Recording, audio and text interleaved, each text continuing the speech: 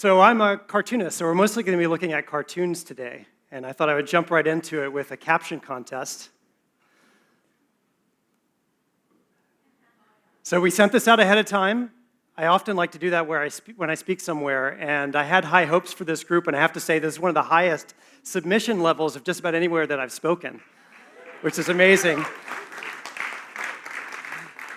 And I thought I would jump in and just share a few of my favorites. So here's a situation. How did different people interpret this? Does this cannon make my butt look fat? Are you sure this is the same severance package Marissa Mayer is getting?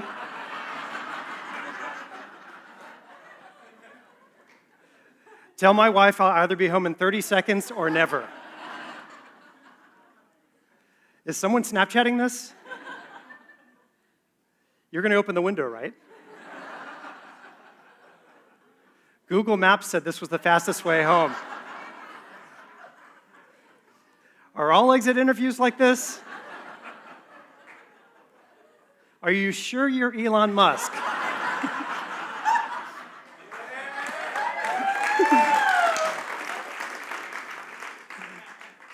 No bonuses? Did I say that? Heck, I think everyone deserves a bonus. You realize this is going to add to overhead. And my favorite, because Uber peak times are bullshit, that's why.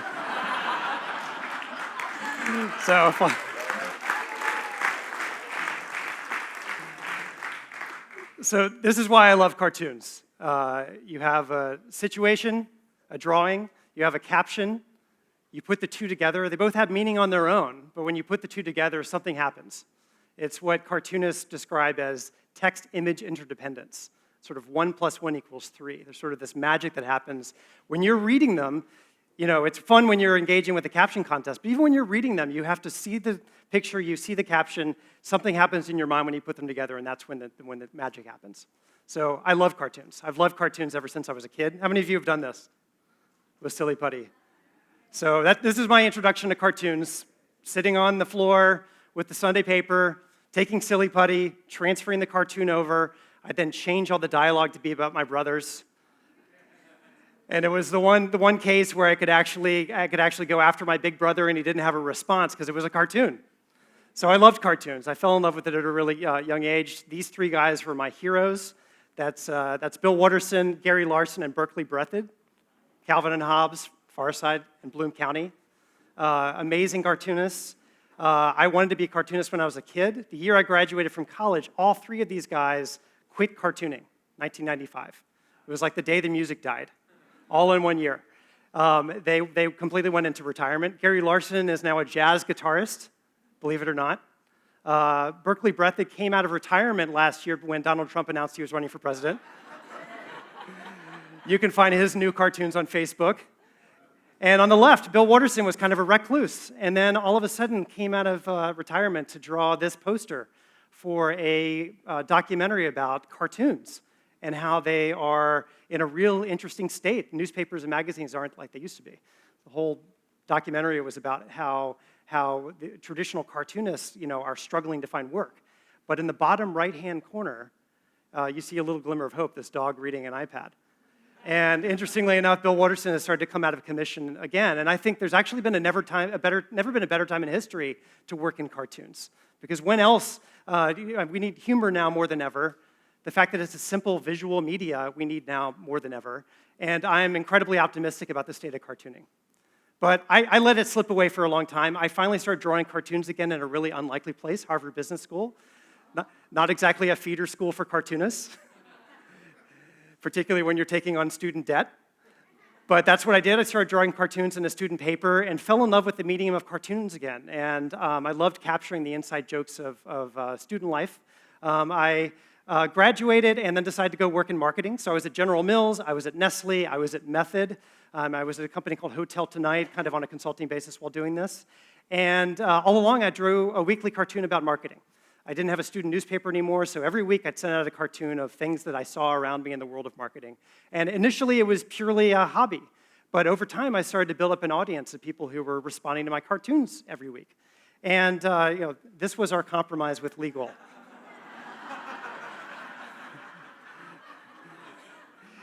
it became a form of therapy for me to draw this weekly cartoon. I think my Nest smoke alarm is going off. Google AdWords just pitched me a fire extinguisher and an offer for temporary housing. And then this may be I drew this one a while ago, but it's coming back around with a lot of stuff. So I drew these cartoons, and I started to get a response, and I realized that as a marketer, my whole day job was about trying to get engagement with people to buy, boxes of our cereal. And I was suddenly finding people responding to cartoons, and I started to think with my marketing background, maybe there's something about this humble medium of cartoons that could be used in this way. I thought a little bit about going down the traditional path of cartoonists. This picture is literally a picture of the inbox of Bob Mankoff, the cartoon editor at The New Yorker. They get 1,500 submissions a week, and they put those into 15 spots. And most of those are held by people who've been at The New Yorker for a long, long time. So I looked at that. I actually went to The New Yorker, I met with Bob, and I realized that wasn't the path for me. But around that time, I got a call from the Wall Street Journal. And they asked me if I would draw a cartoon book for them on how to get the most out of the Wall Street Journal. And they put this cartoon book inside the journal. And so it just blew my mind that they were coming to me because I was a marketer who was working in cartoons. And so for me, I thought there might be a possibility here to do something bigger with it. Around this time, a lot of talk about content marketing. And suddenly every brand is a publisher, right? And you're finding ways to connect with your audience through valuable content. But there's a wide span of what that content looks like. And a lot of it can sometimes, if we're not careful, end up being more about quantity than quality. And so I started thinking maybe there's something about content marketing and cartoons that can be kind of interesting. So what I thought I would do today is share some of the insights that I've picked up over the last few years since I started doing this full time. 6 years ago, my wife and I started an agency. I now work with a few other cartoonists from The New Yorker, and we've built up a little content marketing studio focused exclusively on the medium of cartoons. And I thought I would share some of the campaigns that we've done and some insights that we've taken away, because I think it's relevant not just for cartoons, but really any type of content marketing you might be working in. There's a lot about the humble medium of cartoons that we can channel those lessons into whatever you might be working in. And ultimately, for me, the big overarching lesson is this, that the best marketing doesn't feel like marketing. That if you're creating something that's so good, people genuinely want to share it, and it's sponsored by your brand, that's a pretty phenomenal place to be. And I think cartoons can do that well, but I think a lot of other mediums can as well. So the first lesson I want to share is this idea that pain points are funny, features and benefits are boring. And a lot of times when we're working with content marketing, we jump right to the features and benefits. What's the fastest way to create content to sell something, to describe the benefits? And cartoons have a long history in advertising. Here are Fred and Wilma trying to hawk a pack of Winston cigarettes. But I think historically, most of them have followed this sort of model where the cartoons are more used as pitchmen. It's about pitching a product. And I think that fundamentally can get it wrong. It ends up feeling something like this. I have new baby pics to share. I just got back from my reunion. Did you know that we have 7 subs under 6 grams of fat? If you're going to crash our news feed, at least make it interesting. And a lot of brands are like the Subway sandwich, I think, with the way they come in to engage with people with content. They jump so quickly to the pitch, they miss the bigger opportunity. And it can sound more like this, but enough about me. What about you? What do you think of me? And marketers often get deluded in thinking that our consumers are thinking about our brands just as much as we are. That if you were somehow able to do a brain scan, my husband, my kids, career, friends, I don't see our brand of pickle relish anywhere. This is a brand loyalist. But that's hard for marketers to understand, and I think that's a real mindset change, that you have to think about, when you're dealing with humor, what pain points are funny? What's funny for the audience that you're trying to reach? And then that's ultimately where the humor lies. So I want to share an example just from a project I worked on with a company that makes budgeting software. The most, humorous industry you can probably imagine. But if you work in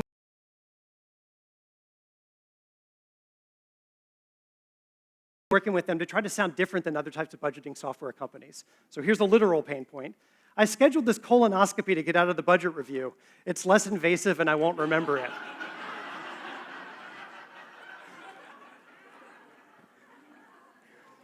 Mobile ad monetization. Like, here's a place to get really geeky and technical pretty quickly, right? And we try to, again, think about what's the pain point here. In this case, they were talking to people who make games for a living, little app games.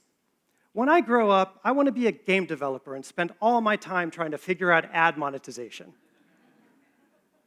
Medicare, a lot of pain points there. I have anxiety, headaches, insomnia, and panic attacks. Sounds like you're shopping for a Medicare plan. Career networking. We did a little project with LinkedIn recently, and we decided that the pain point we wanted to go after in LinkedIn is how crazy all the buzzwords that people jam into their profiles that are words they would never, ever, ever use in real life. And so we created a whole series with LinkedIn. When I grow up, I want to be an effective and efficient management professional. Okay, guys, let's get out there and show them some strategically executed organizational problem solving.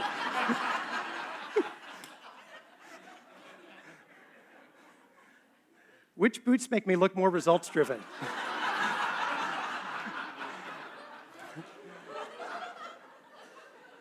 So these are all obviously connected to LinkedIn, but they're all ultimately about something that we can all recognize in ourselves. And so I think all content marketing has to start from that point of view. When you're reaching an audience, what is the pain point of the audience you're trying to reach?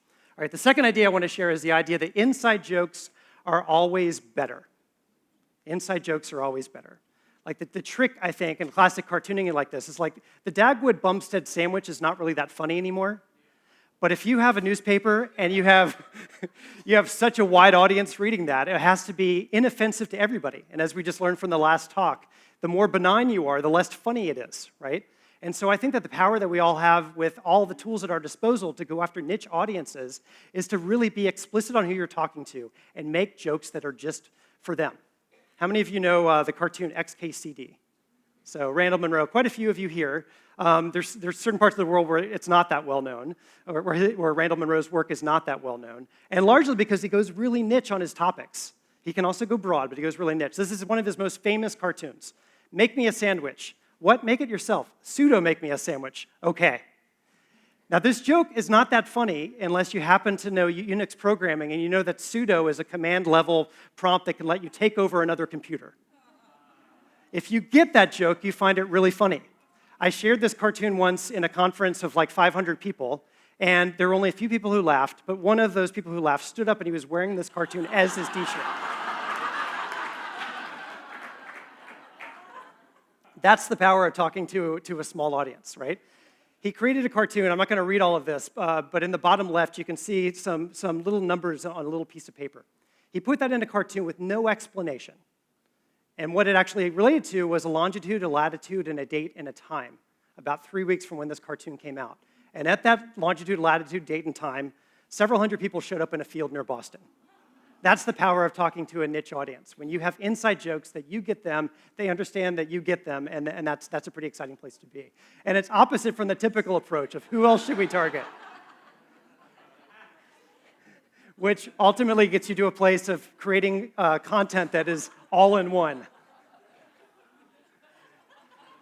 I drew this cartoon, and then I ended up seeing this picture later on. I don't know what that's about. But I think a lot of content marketing can end up here if we're not careful. So here are just a couple of examples. So ad tech. Ad tech has a language unto its own. And we try to really understand in campaigns what that language is. Ad tech is really simple. You just need an RFP from a DMP to help your SSP get the best CPM from DSPs with RTB using an API in your SDK. WTF? Again, you might not get it if you don't work in ad tech. Corporate aviation schedulers. I love working with funny little audiences I've never knew about before. We can take off just as soon as we get them to agree on a schedule. And this made their trade show a lot more exciting than the booths you can imagine around there. Okay, wine packaging engineers, engineers working with cork. Don't worry, our parachute defect rate is no worse than the defect rate of natural cork, 3 to 5%. Okay, the last one I'm going to share here. E-discovery legal technology experts. Who knew this kind of existed, right? So lawyers, big companies suing each other, they have to exchange documents electronically, and there's a whole industry born around this. So we had a cartoon kind of talking about the range of discovery. What's interesting about this campaign is that they then had a conference in New York of just those people, and they sprung for a billboard ad in Times Square because there are enough people in that space who would find those jokes funny, right? And that's the power of talking to a niche audience. Okay, third idea I want to share is don't be a one-hit wonder. And this is something I love about cartoons. It's a short form media and that you get the joke really quickly, but what other media can go on day after day, decade after decade, right? And that's something I think that content marketers can emulate and think more longer form. How do you serialize what you're doing so that you can connect with people over time? And you don't end up like Flock of Seagulls, which I think a lot of marketing can end up this way. What we need to boost sales is a viral video. On the count of 3, do something funny.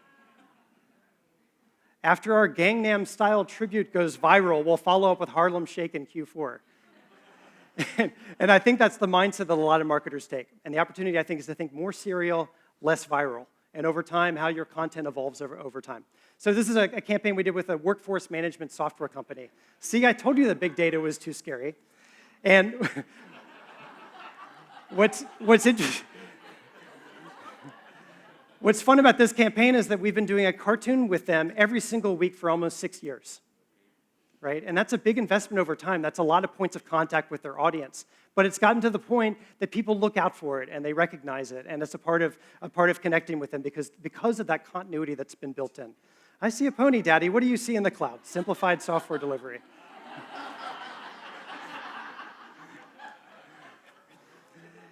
And we've taken a page out of the Peanuts playbook and started doing animated videos. You know, when the cloud is done simplifying software delivery, do you think it could make some snow and little videos that we've done over time and translating them into different languages to help them connect with their audiences in different places? A humble medium, but if you think about content marketing in a serial way, it leads you to some fun places. Okay. Fourth and last idea I want to share before we open up to a couple of questions is the idea of stepping away from the microphone. So often with content marketing, we get so focused on controlling the message, we forget about the other people on the other side. So Seinfeld, this is a classic episode many of you might have seen.